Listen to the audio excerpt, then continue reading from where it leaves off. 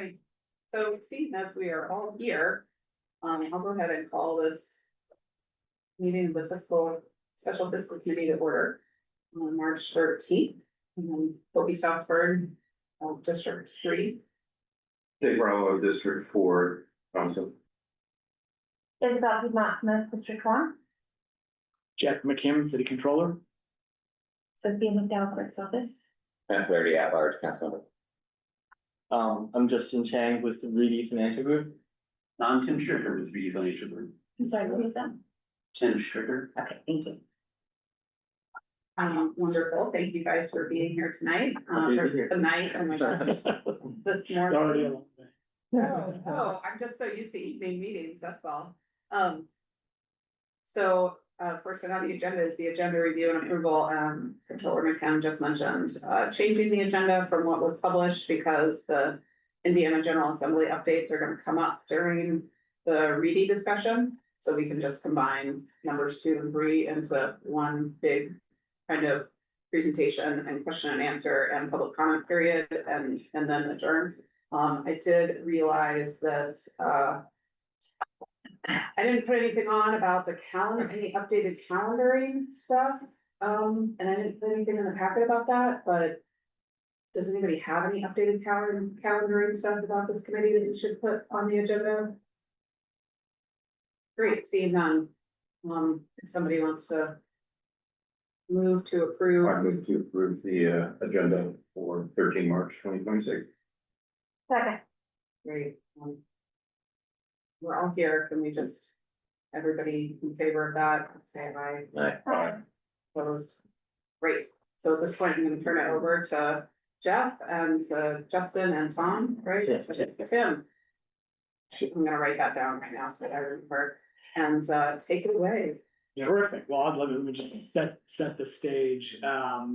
We have Justin and Tim from Reedy Financial Group, who are our financial advisors at the city, and they're going to go over a couple of things that I think are going to be really interesting to everybody and very important to us going forward, including our debt position and local income tax, particularly with respect to the new lit system that's right now slated to go into effect in 2029, and property tax as well. So very much, I think everybody's going to be very interested in what they have to say. So are you going first, Justin, or? Well, really he will be, but just to set the stage for what we're going to be talking about, Tim's going to start out with kind of the citywide financials, right? What that'll look like going forward, 2026 and 27. Revenues, expenditures, whether we're surplusing or deficiting, and then we're going to go into what are the ways we could improve the city's financial provisions.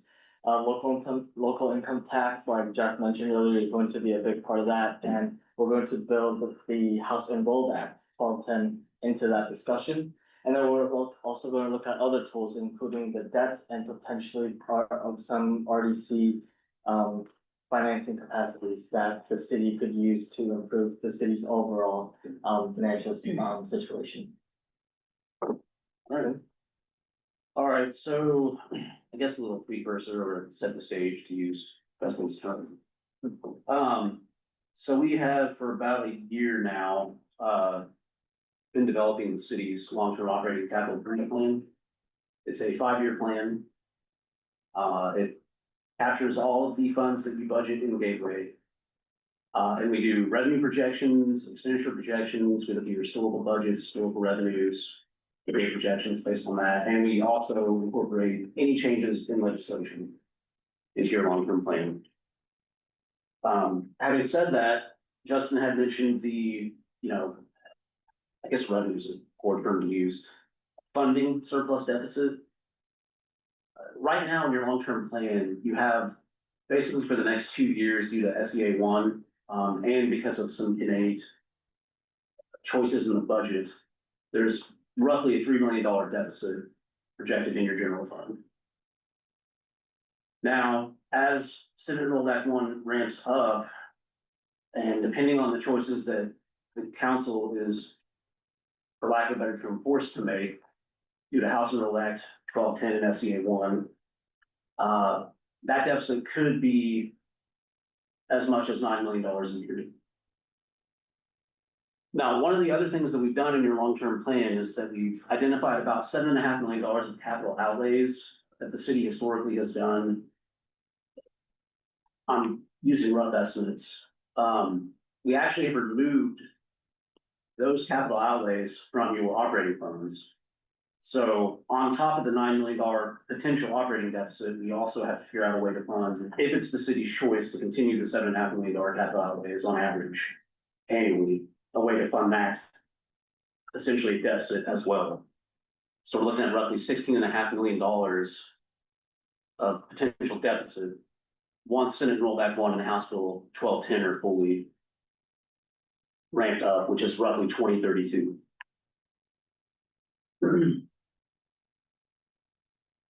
So how do we mitigate that, and what are our options? And Jeff, if you want to pull up the House Rule impact or House Rule Act 1210 impact. Is that one of the things that was in our? It should have been the most recent document. It's the lit document, right? Yeah, it's the with the face orders that we did. Have that in a different place. Okay, how do I?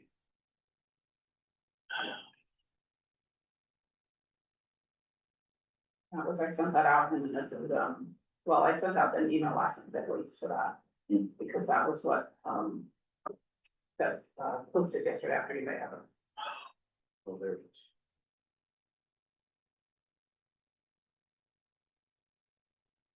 Sorry, this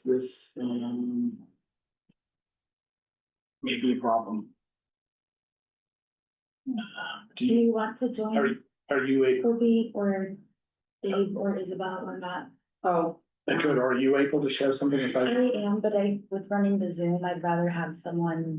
I run can, the let me spreadsheet just. separate.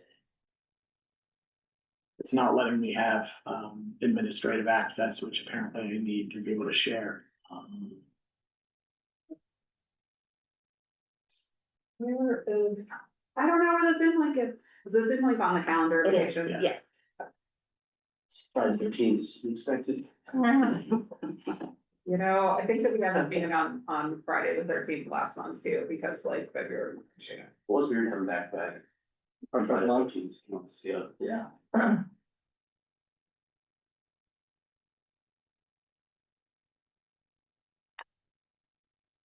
Yeah, I've got it on my screen, it just won't let me share.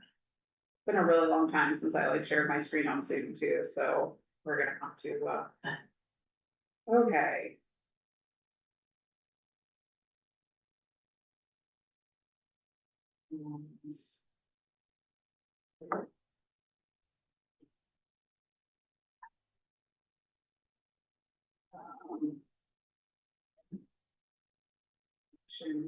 Can I ask a question while we're waiting? Yeah. Okay, so $3 million deficit in operation. 7.5 capital outlays. What is the capital outlays consist of? There's multiple things. I think it's really just like ongoing vehicles, certain spending on infrastructure. Just typical thing. Like I do have a list that I could queue up in the long-term plan. Now, it's not always immediately obvious either. There we go. So. The most common items are like road infrastructure and certain buildings. Okay. But it isn't the same every single year, as projects change, but. Yeah. Those are the type of projects that we're talking about, with capital outlays. Yeah. Okay. Thank you. Yeah, it's not really, most of that is not specific projects, because a lot of your specific projects are handled in your bonds. It's really just the ongoing stuff that's needed. Okay. Vehicles, certain road repairs, things like that. That maintenance thing we're talking about. Yeah, Maintaining after. yes. Well, we've got the lit documents projected, and this is on the council website. All right, so. I don't even know if it's prudent to discuss the history of Senate Rollback 1. I guess I can start there. So originally, when Senate Enrolled Act 1 became law, which was not this legislative session, but the last, so 2025, there was essentially it was separating the county services lit rate from the city and town services lit rate. And also there was a separate fire and EMS lit rate. And also there was an option for units that were under 3,500 in population that the county could set a rate for those units. So House Enrolled Act 1210 is actually now allowing any and all cities and towns to opt into a countywide services lit rate. At the same time, the DLGF produced a different formula to calculate how that's going to be distributed to units. I'm sorry, I think you're gonna wanna spell out the acronyms, just, we have members like DLGF. Yeah, sorry, Members so- of the public. Yeah, sorry, I forgot to say this. Public meeting, okay, so DLGF, Department of Local Government Finance. Essentially, they kind of regulate all the things that units have to do for their budgets. That's really the best way to describe them, you know, they handle assessments, all that sort of thing. They're basically the enforcement wing of the SBOA. State Board of Accounts. State Board of Accounts, so, oh my gosh. It occurs to me, I've not had my coffee this morning. And when I say lit, I mean local income tax. So if you're working, you pay a tax to, on the local side and the state side and the federal side, I hope. Okay, so where was I? Okay, HEA, when I say HEA, that just means House Enrolled Act. If I say SEA, that means Senate Enrolled Act, which really just what portion of the Indiana General Assembly has signed it and made it an official document that's now law. So, House Enrolled Act 1210, again, changed the calculation for any of the units that opt into what is now being called a countywide municipal services local income tax rate. And that's essentially what this sheet is showing, how that calculation is broken down.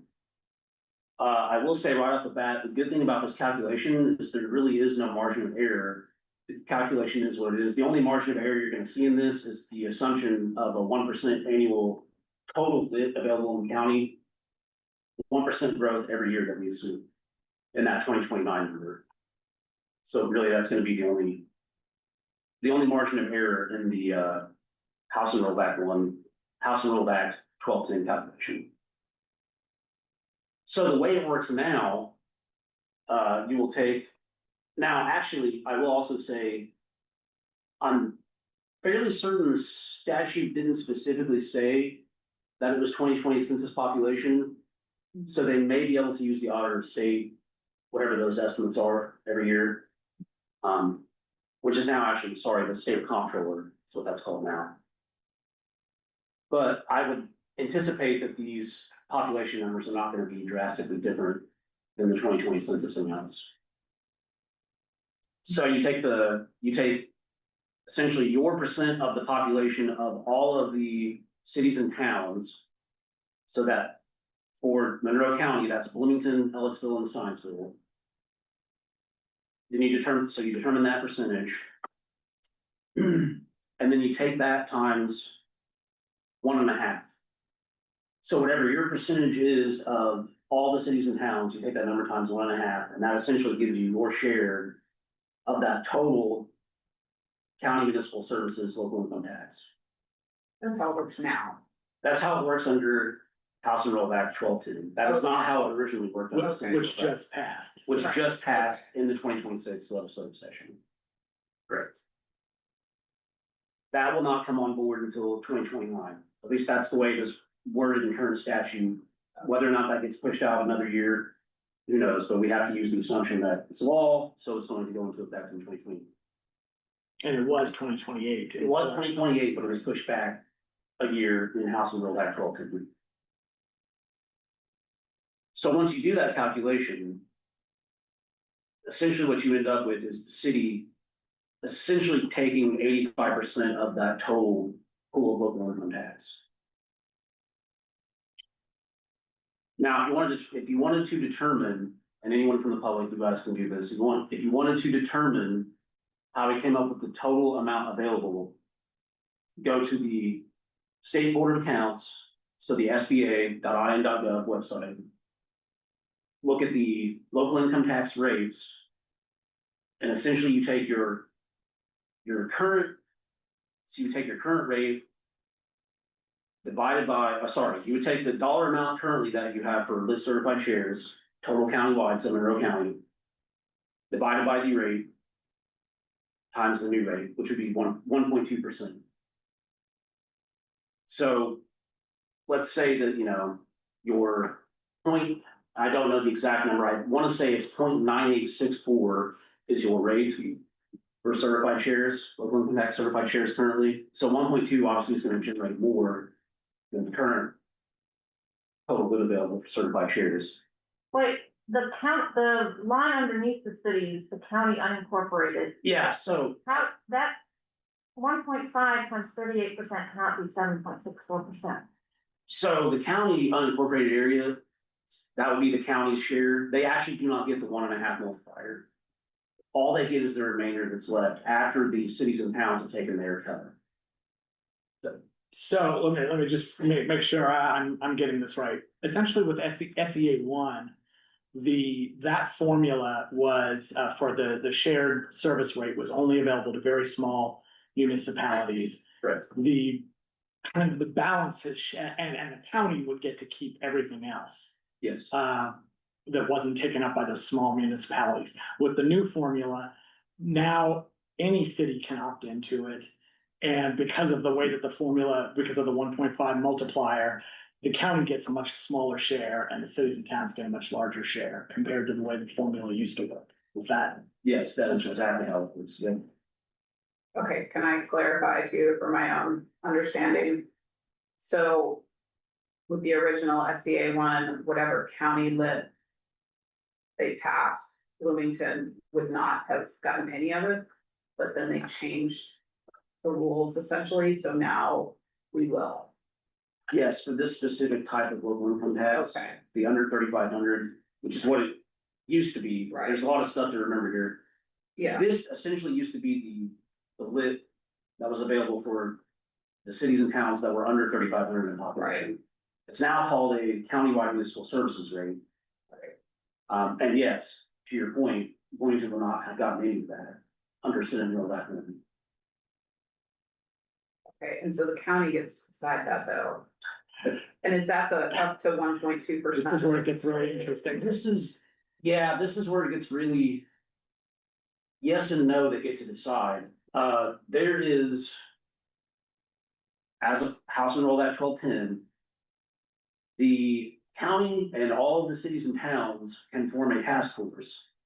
They don't have to, but they can form a task force. And if there's a unanimous vote on that task force to lock in a local income tax rate for this specific purpose, it's locked into that rate until 2031. So it wouldn't just be the county deciding the rate, it would also be the other units. Now, whether or not a unanimous vote can be reached, we don't know that. So, And so that would be one representative from the county, from Bloomington, from Evansville, and Steinsville. Right? yes, it is the fiscal officers of the cities and towns. And it is the one council member from the county council. Makes up the voting share of that task force. And so all of those people have to be in agreement. It has to be unanimous. Okay, The fiscal officer of the cities and towns, do you mean the controller, or do you It'll mean? be the controller for Bloomington, yes. Yes, okay. Steinsville, I think there was a question on, Yeah, we were trying to figure out. because they may not have it for treasurer. Right, we were thinking they just have a town council. Don't quote me on this, but I would think that would be the town council president in that case, but maybe not. Okay. So.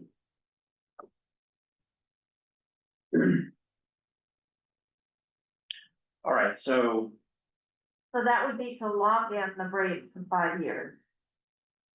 Or, I think is that 4 years? 3 years, 29, 30, 31. oh, 29, 31, yeah. so- So, yeah, it starts in 29, sorry. But that process has to occur this year, By right? October, that decision has to be made by October 1st of this year. I and know. if we don't do this, task force thing, then what? You can still opt into it, but here's where it gets weird. The way it's currently worded, the city would have to resolve, so the council would have to vote to want to opt in to this countywide municipal services rate, and then the county would adopt that rate, which obviously is risky. So without knowing what it is, we have to choose whether we're opting in. Yes. In that circumstance. Now, the other thing to that is, you wouldn't have to make that decision until October 1st of 2028. I mean, that would be the absolute deadline to make that decision. You don't have to opt into it. But if you do opt into it, if it's at the 1.2% rate, which is the max rate, you stand to be in a much better position financially. Did you say October 1st, 2028, 2028?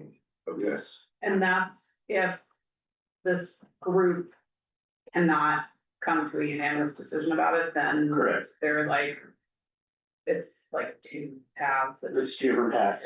Yeah, so it's a little convoluted, yes, but So this, I'm so glad sorry, it's is so this called easy. a task force? it is called a task force. I believe the acronym is MUST. And, Yeah. and they need to agree unanimously on what, the rate?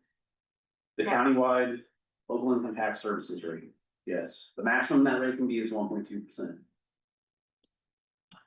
But the city still has, if they don't opt in to the countywide services rate, they still have the ability to implement their own income tax rate on top of Bloomington residents only. Correct. But Not to you're gonna, exceed 2.9. but yeah, you're gonna talk about the numbers. Yeah, so So, Comparison. but if we opt in, we would still be able to put an additional. no, if you opt in, Opting it's- in like replaces That's, it. that's where it gets, yeah. yeah, and I will say opting in, if you opt in, let's say the task force doesn't go through, you can't get a unanimous opinion. You would still be locked in for the 3 years. So. You don't have to make the decision until 2028, but if you do make the decision to opt in, you opt in for 3 years. Now, the county wouldn't be able to change it until 2031. So whatever rate they choose would be locked in, but after 2031, every single unit has to re-adopt the lit rate every single year. Oh my God. That's the way it's worded in statute currently. There's a de minimis protection in there where if you have obligations to bonds with lit dollars, that exact amount and exact rate needed is like the minimum that the DLGF will give you if you forget to adopt a lit rate. I'm sorry, you said, in which scenario would we have to approve the lit rate every year? After 2031, every unit has to Okay, but, and before 2031, before 2031, whatever decision you make task force? on whether, task force or not, if you opt in, you're stuck in that for 3 years. The opt-in language, is that just if we don't have the task force, then each municipality can opt in? Or Well, do you Bloomington- think that language should also cover? Bloomington can opt in and Ellisville can opt in because you have a population over 3,500. Steinsville cannot. They're under the county's control in this scenario. But when you're saying opt-in, is that is that something we have to decide if the task force cannot unanimously agree? Yes. If the task force unanimously agrees, it's presumed that we are opting in, like, is that, or is that still a distinct decision? No, that would Like, be, oh, it's automatic. it's That's automatic at that, virtual once that consent, decision is so we made, have opted in. yeah, once that decision is made, it's Got sent to the DLGF October 1st of this year, yes, that would be the DLGF's presumption is that you're locked into that. And so it's literally 4 people, one from Ellisville, Bloomington, Steinsville, and county council. That's how the bill is worded, yes. And And can those folks have some conversations? Oh, absolutely. Before we. And aim is just accelerating the municipalities, they want the cities and towns. They've been all over this, they've been instructing local units of government to work. All of the governing bodies to work together Mhm. to come to that decision, so. One of the problems from the way I see it is just that because the county gets less than they would have Mhm. under the other rules, they have less of an incentive to wanna, to agree to the higher rate, right? That is true. I will say Monroe County, just based on, because we had to run every single parcel to do the city's impact, we also have the county's impact, and the county is fine with just their own 1.2% local income tax rate they can do on top of this. So,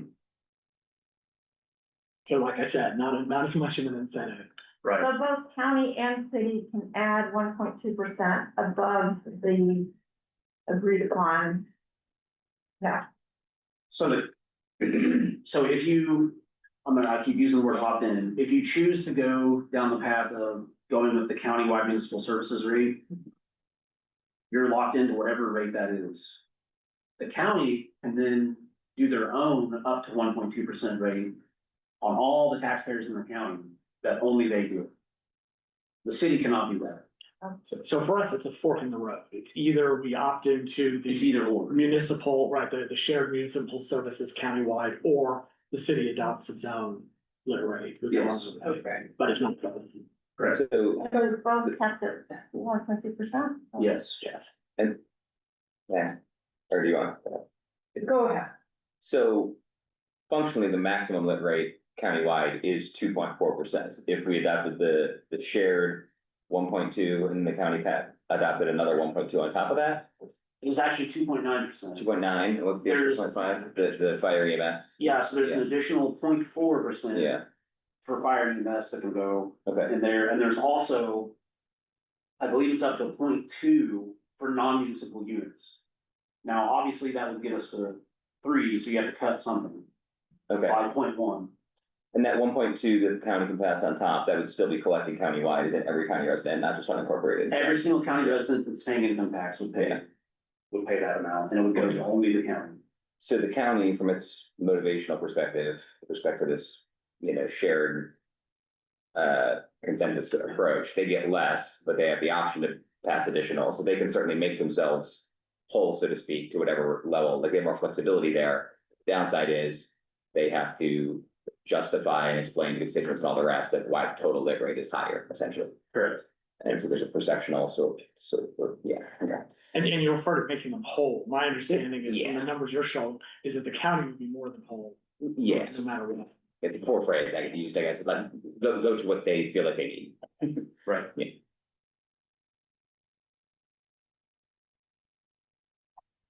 So we go back to what we were saying initially about the deficits of the city's general fund. If we do get the opt-in, essentially what this shows is that if we opted into the county's 1.2%, we essentially make up for the deficit. It's really close. For the first few years, we actually completely make up for it.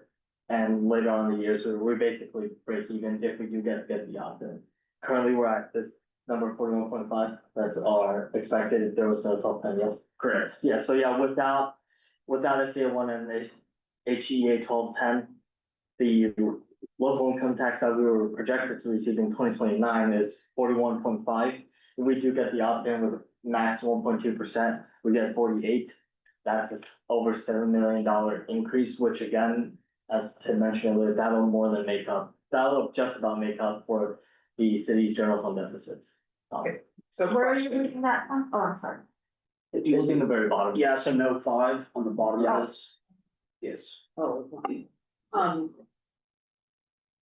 So, but you're saying that it would be that 1.2% service, like income tax service rate, right? Correct. But that group could, in theory, make that lower. Yes, If it absolutely. was a unanimous vote.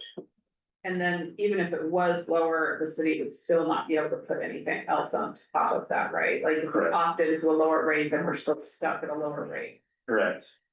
So Okay. there's certainly some risk involved there. And I think it's important to share with them what your numbers show if the city went our own way. And Yes. adopted even to the max, the 1.2% that we're allowed to. Right. Yes. I guess maybe that will give me the answer to what I was welling. Isabel, what were you gonna ask? Okay. All right, so the last three columns there, I mean, that's kind of where the rubber hits the road.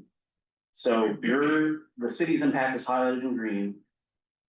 So again, to Justin's point, under the countywide services lid in 2029, now remember, we're assuming 1% growth every year, so 26, 27, and 28, 29. So that's 4 years of compound 1% growth. We're sitting at about 48.9 million of local income tax that you would be projected to receive. Now, again, the only margin of error in this calculation is our growth factor. The calculation is what it is. It's provided by the Department of Local Government Finance. We can't change it.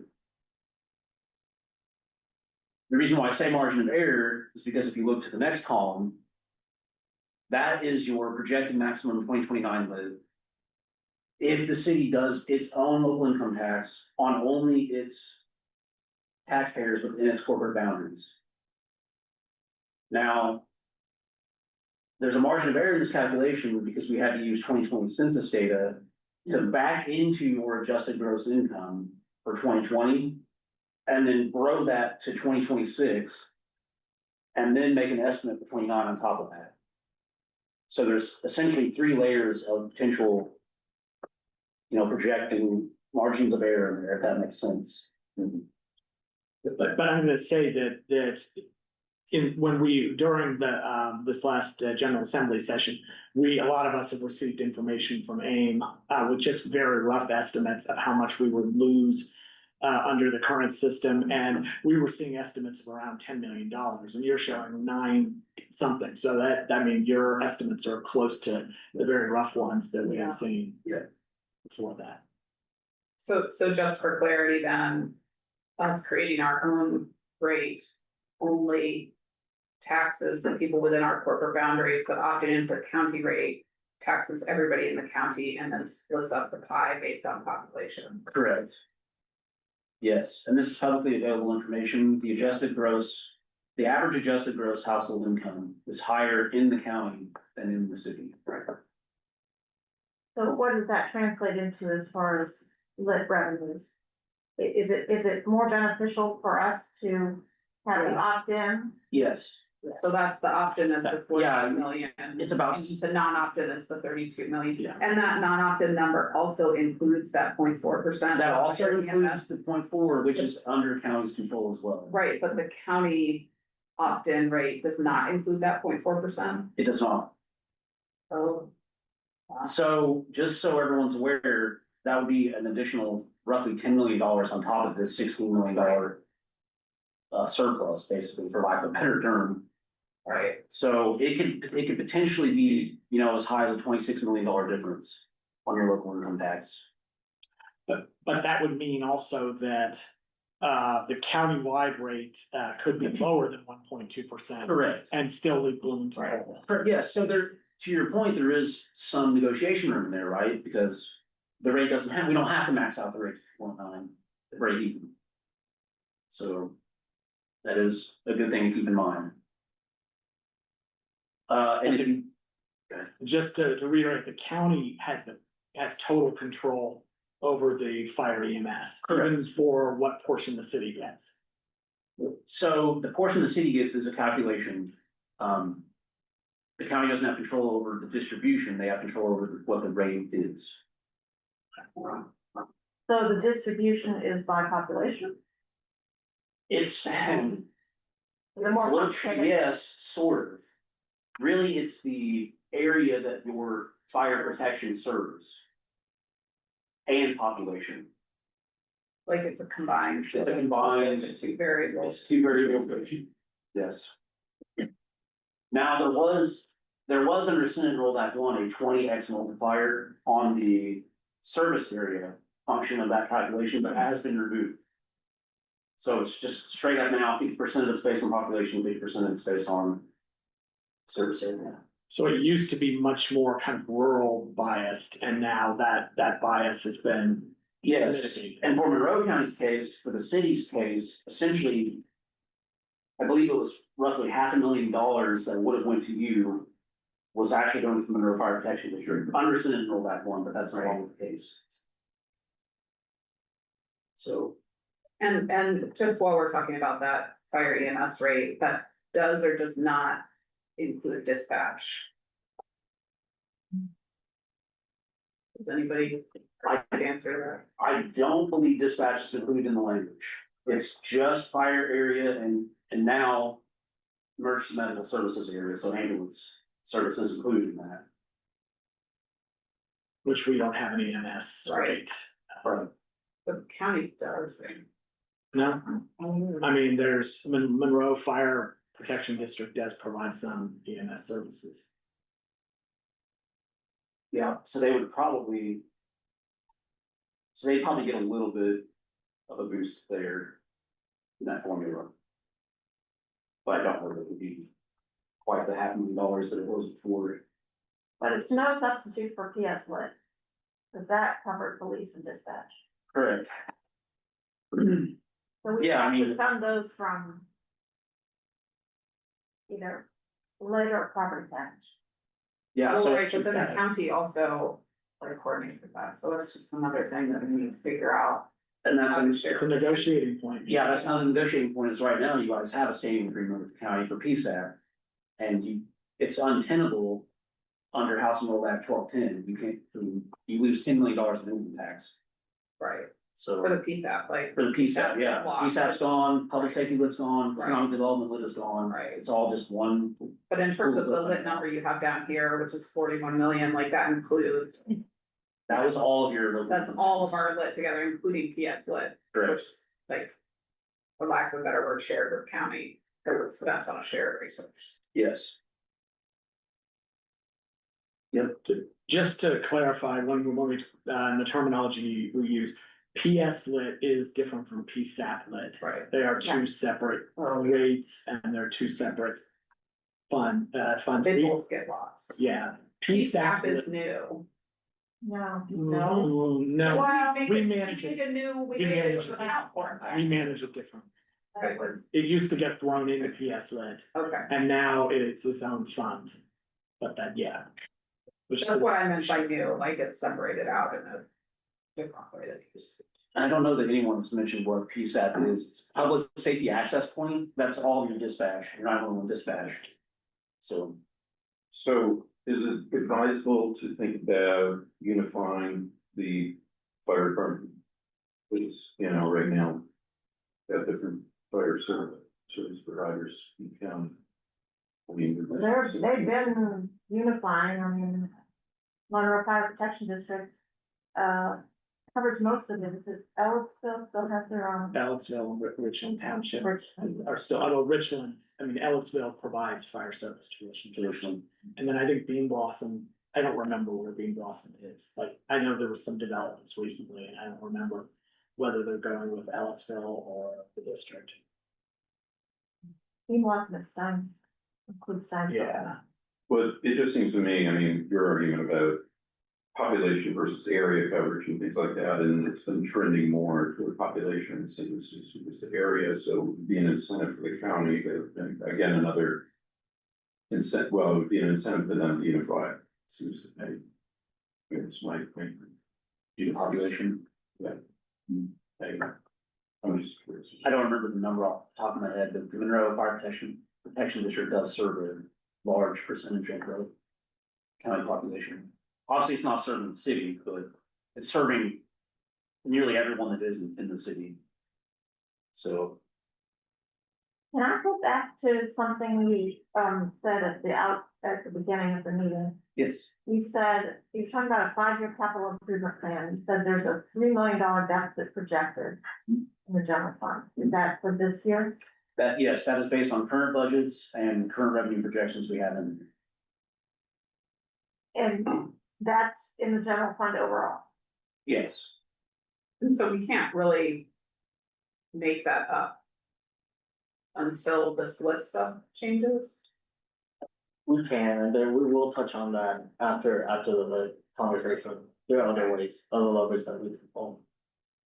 So we I should. do wanna make a note of time right now, yeah, because, this, Oh, we have an hour kind of slotted for, this meeting this morning.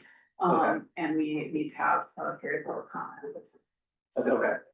Well, I wanna, This was all really interesting though. Yeah, it's very. You're the kid's interest. Yeah. I'm screen sharing this right now. Should I screen share something different? please screen share this page. Okay. There should be 3 pages in this one. Yeah, that was initial, that was what was. The original. Initial packet. Yes. Okay.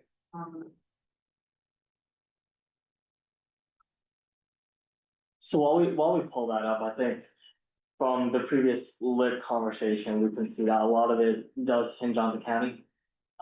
Depending on our negotiations with them, it could really go either way. So what we're going to talk about next is the city's debts and how we could use that to alleviate that $3 million deficit this year that we mentioned. And keep in mind that $3 million deficit, like Ted mentioned earlier, that's actually already taking about $7 million in capital out of it. So if we keep $7 million in capital within the general fund, that 3 million actually turns into 10 million. And I think was a few years down the road, Tim had $9 million deficit, so that'll turn to $16 million. So what we're talking about here with the city's debt, which is on the screen now, that actually, this is all on the city. I believe you guys have all done the debt process, right? But You guys have all voted on a bond. Yeah. okay, so you guys are all familiar with the process. Essentially what this page is showing is, I'll try to be fast so we can have public comments time, but what this is showing is what the city debt limits are. We're limited in how much debt we could issue. For each district, it's a third of 2% of net assessed values. Now, the city technically has the city's geo limit. The city has a park and redevelopment district, so they each have their own separate limits. So you'll see we have the geo calculation, the park and the RD. They all follow the same, a third of 2%. So that gets us to the $36.5 million. The city currently has 3 city general obligation bonds and 3 park district general obligation bonds. And there's nothing in the redevelopment district. So if we look again, if we go by column, if we take out the 3 bonds that are currently outstanding with the city general obligation, we have $28 million left to spend there. The park has $23 million left, and because the redevelopment district does not have a bond issue towards it, there are $36.5 million. So that is to say, if we issue a bond near the end of this year, we have total roughly about $97 million of limits that we could use. Now, yes. TIF bond reflected here? So if a TIF bond is paid by solely TIF revenues, not property tax backed, then no, they're not. Oh, But if it's backed by property tax, then they would be included. But most TIF bonds, the TIF bonds are all paid for by TIF revenues only. And just to also clarify, the convention center, which is a lease purchase paid for by food and beverage tax, doesn't count towards any of our debt either. Correct, it wouldn't count towards this. And another note to make is, yes, we have $97 million in limit. That doesn't mean we necessarily can issue $97 million worth of bonds this year, because there are other constraints, right? If we look under that, we have some rate thresholds that we have to meet. The first column right under the 28, 23, and $36 million, you'll see the current rate that each of those districts currently have. Yeah, I was about to say, Okay. I think I have to scroll down right. Oh, you can see the first one, so you see that 0.053 and 0.0338. So those are the rates that are currently levied on the city's general obligation limit and the park's obligation limit. SCA one, I made a change to the thresholds, so the petition remonstrance thresholds means if we issue a bond while our rates is above 25 cents, there's a petition remonstrance. If it's over 40 cents, then it goes automatically to referendum. Good news is, for the city, we're currently under both those rates for all 3 of our limits, so we don't have to worry about that right now. But let's say we issue a park bond this year, and that rate goes up to 6 cents in 2027. If we were to issue another park general obligation debt in 2027, we would have to go through petition remonstrance steps. And that the bond council will help the city with that, but those are the things to keep in mind. Yes, we have $97 million in debt limit, we can't just issue a $97 million. And on top of this, we also have project thresholds, so a project is over, I wanna say $20.6 million. That automatically goes to referendum, even if we're under the debt limit. So, some other things, some other items to think about when we look at this, are there any questions on this page? I know I went through that really fast. And you can hit those three dots there, and I hate this new AI. Sorry, I see, No, that it's right. I'm taking notes on this on my other page, I actually can't see Yeah, that. it's a on new my page. Acrobat AI feature. It's I have really hidden it on my, So I've gone into settings and told it to never do that, and it still sometimes does. drives me nuts. So this is a question for, probably for Jeff. So the redevelopment, what does CDL stand for? Constitutional debt limit, Thank you. so that's the a third of 2% I was talking about. We don't have any of those kinds of debt. Are we set up that we could? And what is that? Why don't we use that? So, I'm sure Jeff can answer, but Well, no, you go first, but okay. We can, the city does have a redevelopment district, yes, but we haven't used it And yet. it's property tax backed as opposed to TIF revenue backed. Yes, it will still be property tax back, the one additional step is during the bond process, it has to go through the REC as well. But I was gonna say, the redevelopment commission already has, I mean, they have several TIF bonds that they're outstanding. And they have several major projects that they are, that they're working on, including, Hopewell. Not just South, but, you know, all of Hopewell and Summit District, as well as the police station project. Yes. So. Now, I wanna specify, if we do an RD bond, it doesn't have to really do with TIF revenues, it's just under the redevelopment district.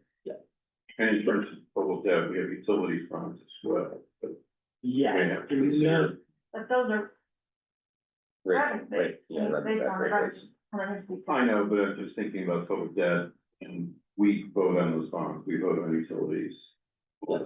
Bonds as well, and there's probably one coming regarding the expansion of that. If I'm not mistaken. So, yeah. Yeah.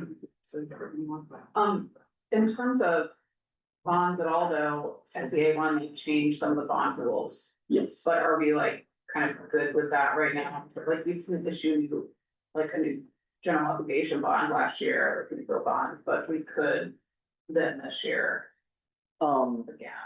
So one of the changes is actually the rates that I'm showing there, and I discussed previously, and so on that side, we're good. Regarding I believe you're referring to like the cooling off period and the X amount of years.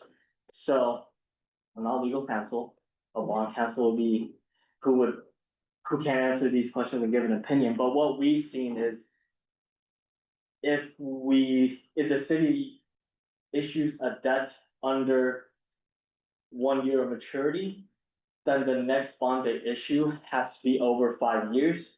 If that next bond is not over 5 years, let's say it's 3 years, then that 3-year bond needs to have a cooling off period. But if we issue bonds that are over, so 2, 3, 4, 5, 6 years, right now, we do a lot of 6-year bonds, and then every 3 years, we do another bond, a rotating bond, so sort of 2 6-year rotating bonds, every 3 years. So in other words, we could do a 6-year parks bond, to repair and maintain. Correct. Capital assets. Correct, we could do a 6-year, we could even do a 3-year park bond, that's really, we could have that discussion as we look into any bond issuances, but yes, we could do a 6-year parks bond, yes. Yes. Just a quick side question, Jeff, you were expressing, the number of things that RDC is managing. Was that more about the capacity to oversee and administer projects versus the financial component of it? I was sensing a reservation about it. Oh, yeah, no, that's TIF revenue. Well, right, but, Yeah. I was inferring that you were, making the argument that we wouldn't want to do a redevelopment property tax, backed bond because of the sheer volume of stuff they're doing. I could have been wrong. Was there No. another reason you were sharing that? No, I guess I'm maybe not as I don't have as good an understanding of the redevelopment district general property tax bonds. That's not something we've done before, as far as I know. So you're just letting us know, here's all the things they're doing, that's all. Yeah, I'm Okay. saying that the TIF revenue. I was is- reading into it. Okay, No, yeah, the TIF revenue is pretty tapped out. yeah, got it, yeah. Yes, and again, like I mentioned, the redevelopment district, it sounds like it's already TIF revenues, but it could be set up in a way where it's only a property tax, so there'll be a new rate, be a redevelopment district bond rate, so we wouldn't tap into any of the TIF revenues. So it doesn't go against the civil city's constitutional debt limit, but it still raises taxes for. It still raises taxes. Correct, so yeah, we'll see, right now there isn't any, but if we look at that current rate, if we were to issue an RD property tax bond, there will be a rate in their tax on the city's tax rate. You're basically telling us we're nowhere near our constitutional debt. Yeah. We're very far off. On that note, I do wanna, there's maybe a couple of members of the public online. Okay. So let's just take a pause in this for just a second, because I feel like maybe we're at a stopping point, because we really have to stop. Mhm. But if there is anybody online who'd like to make a comment, I see somebody already raised their hand. Go ahead and start when you're unmuted, and you'll have 3 minutes, but I'm timing you on my watch and you can't see it, so I'll try to give you a warning. Please state your name for the record, that'd be helpful. Thanks, go ahead. Right, Kevin Keogh. I'm here today to comment on the estimates regarding the debt limits and the tax rate using data that's fundamentally stale, and to comment on the bond continuing disclosure agreement. As we sit here today, March 13th, the city has still not published the 2024 annual comprehensive financial report. We're now closing on 15 months since the 2024 fiscal year ended.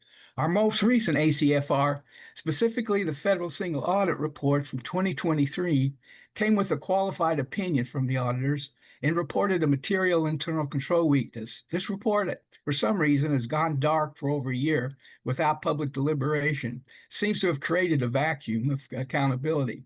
The city's 2016 GO bond official statement contains a continuing disclosure agreement.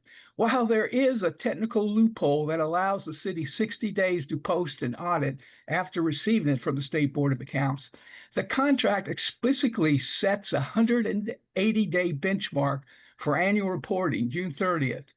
State Board of Accounts has stated they require a 90-day window to complete the audit by the June 30th deadline, meaning the city must have its books compiled and ready to be audited by April 1st. By failing to meet that April 1st readiness date, the city is effectively bypassing the primary 180-day transparency requirement promised to our bondholders. I believe this is more than an accounting delay. It presents 3 specific risks to the Bloomington taxpayers. I'd like to confirm these potential risks. 1, investors may view chronic reporting delays and material weakness as high risk. Could this risk premium lead to higher interest rates on the very bonds you are discussing today? Is the city acting in good faith? Does SEC 15C2-12 rule require us to file a notice of failure to file when we miss these continuing disclosures, basically asserting the city may not be acting in good faith? Could this lead to enforcement actions that damage our reputation for years? The committee cannot track fund balances or improve the budgeting process if the foundation for your data, the audited financials, the ACFR, is missing for over a year. The data is stale. You are flying blind. I'd like to close with a couple of questions. First, what date were the final compiled 2024 financial statements delivered to the auditors? Did we meet or even come close to the April 1st good faith window? Second, for Reedy, how much is our market reputation and these disclosure delays currently costing? And more importantly, what could they cost taxpayers in the form of higher projected debt service interest rates? Process is how we ensure outcome benefits the taxpayers. We cannot get our debt limits right if we don't get our reporting right first. Thank you. Thank you so much, Mr. Keogh. Is there anybody else online who would like to comment? Okay, I can't tell if there's any actual other people on her things, so No. they're just like AI. Okay, coming back, we have about 4 more minutes left in this meeting. Could I just ask a quick question? Yeah. For response, I mean, the opinion of the controller or our consultants on the ACFR delay in terms of reputation, penalties, potential penalties, and the potential for higher interest rates. Do you have any, is there? Yeah, I could answer that one. So if we're talking about these property tax bonds, there shouldn't be too much of an impact. Because property tax bonds are one of the most secure bonds, there's a reason even if we do a revenue bond, let's say a TIF revenue bond, like we were mentioning earlier, we even do a property tax backup to that revenue bond because property tax is the most secure. Especially when we're at we're nowhere near our constitutional debt limit, our overall property tax rate environment is so low. And we're issuing these like shorter term bonds, it wouldn't affect it too much. Maybe, and I'm not saying this will happen, but maybe we're looking at a larger project with a 20-year life. Then maybe there could be an effect there, but with these bonds, we don't really see it happening in Bloomington just because financially we're still pretty healthy. Great, okay, Jeff, we addressed the ACFR in the past, and you're still on track to essentially complete it. Yeah, but understand that, well, we are waiting for the auditors now, that we're not, there are no deliverables that are pending from us. And we have constant communication with the auditors, and occasionally ask questions, and we provide them follow-up information. And I think I did in, what date was it? I gave, I think, a fairly extensive report on the timeline and timing on, was it the 4th? Yeah. To the county council, just to counter the statement that there was no information about it. Okay, thanks, I just didn't want the question to hang with it. Great. Probably down to 2 minutes. So really quickly, we're having these meetings every 2 weeks. And the next one then will be more focused on the council end of things that we need to do. And I haven't really thought quite about that, what the specifics will be, but I'm gonna guess after our meeting on Wednesday that I'm gonna have some kind of a draft of some sort of letter, and that will be part of that discussion. Last 2 minutes. Who has something in closing that they want to say real fast? Reedy, council members, Jeff. Are we going to cover more of what we didn't get to in a future meeting? Or would we want to just cover at a high level? You could just tell us what's there, how to interpret it, if that's possible, in a couple of minutes. Yeah. Sure. Without going into as much depth. I could do that, yes. So 2 pages left, and what we brought is really 2 colorful pages, one with a chart and one with a lot of rows. The first one is essentially showing the city's current debt rate. With all the debts listed and their rates. So if we look at 2026, our debt rate's at 84 cents. Our total rate is at 84 cents. Up top, we have the levy and rate control, but we're focusing on that in this conversation, so that's why we have all the individual debt rates listed out.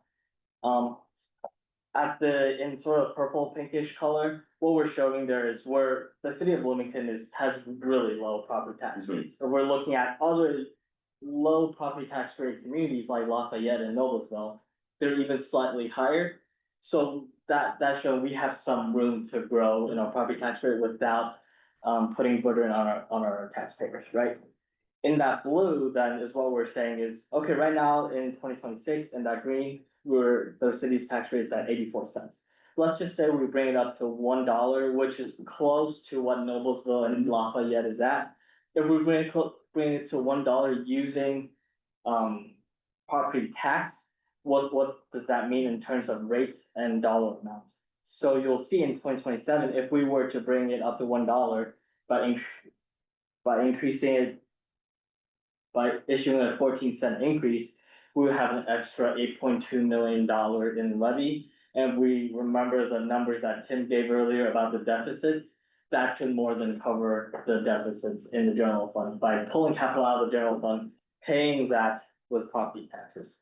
And my last point is we don't have to do this in 1 year. Let's say on average, we're looking at $8 million increase in levy. We don't have to do that in 1 year. We could increase it by $2 million every single year and ramp it up over 4 years. Just so, again, to make sure there's no burden on our taxpayers and by ramping everything up instead of doing it all at once, so. You guys all, feel free to ask me questions afterwards as well, I know I went through this really fast, I usually give Tim a lot more time, because Yeah, well, stuff is way more you complicated. know, it's one of those things, this meeting last year, it was like one meeting and we talked about council stuff and city stuff. There was never enough time to cover all the things, so, yeah, it's complicated. What about this last page that I have up there now? Is this just kind of a different way to represent this sheet, the colorful spreadsheet? Yes, it really is just the first page where we show it in a chart form, Okay, to see where okay, what the makeup of the rates are. great. All right. Last questions, last comments? What is CCD again? It's, You know, the CCD, capital- cumulative capital development, so that would be, that's a rate driven fund, so. The Bloomington City's CCD rate is 5 cents, that doesn't fluctuate. If any of these go up, we'll collect more CCD revenues, if it goes down, we'll collect less, there isn't a levy growth associated with that. And just so you know, what you see there listed as max levy rates gets divided up among the general fund, the Parks and Recreation Fund. And for the first year, this year, you put some of that into the motor vehicle highway for paving as well. Any other last things? A lot of interesting, I mean, there are a lot of options, I just kind of wanted to make sure everybody knew the big picture and knew some of the big decisions that are going to be facing us, and so I appreciate the detail that Actually, one question on that front, which is the task force must option, who makes the decision about whether the city participates in that process at all? Is that the mayoral decision or is that a council decision? Unclear? I'm not sure that particular bill states what does, so I would, I'm not an attorney, but I would imagine your attorney would say it would just default whatever the statute overrides it, if that makes sense. Which I'm not, I don't know what that is, I don't know if if the mayor makes that decision, council makes that decision, I mean, I would be That's a good question. the representative as the fiscal officer, and I report to the mayor, so I guess that would be my. I guess that would make sense, like, if you look at it from that So perspective. the city is the fiscal body, but the county, Right. sorry, the council is the fiscal I body. think that maybe the longer answer is that we need to figure out how to do that together. We need to have our own must process first. It is This internally. It is a bit odd that the city fiscal body isn't involved in that, It is very. in the vote of it, but. Yeah, yeah.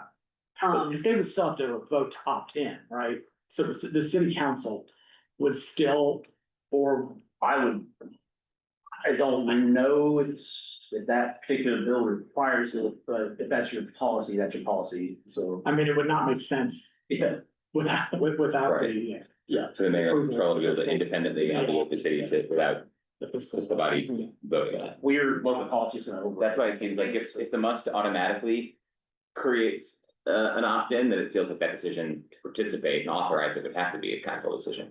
Yeah, I kind of wonder, I mean, But- this definitely feels Okay. like a conversation that we need to That's a question for continue, council, and yeah. it does kind of, SC data council. have to do with both ends of what we're trying to do with fiscal committee this year in terms of the council and administrative end, so. This might be something to continue, and I was also thinking that, this might be another good forum for trying to get some of our county partners in to, figure out some sort of cooperative mechanism moving forward and starting smaller on some of those conversations before trying to, get 20 people into the same room. So, yeah, I think that's the preview of what I'm thinking for the next few fiscal committee meetings in terms of really trying to start that, especially considering we have October deadline. So, any other last words? I'm gonna echo thank you to Justin. Yeah, thank you. For coming and giving you this overview. It definitely, there's a lot of detail and it's, challenging, I think, for everybody to really understand and get that. I really appreciate you taking the time this morning. So with that, we are adjourned.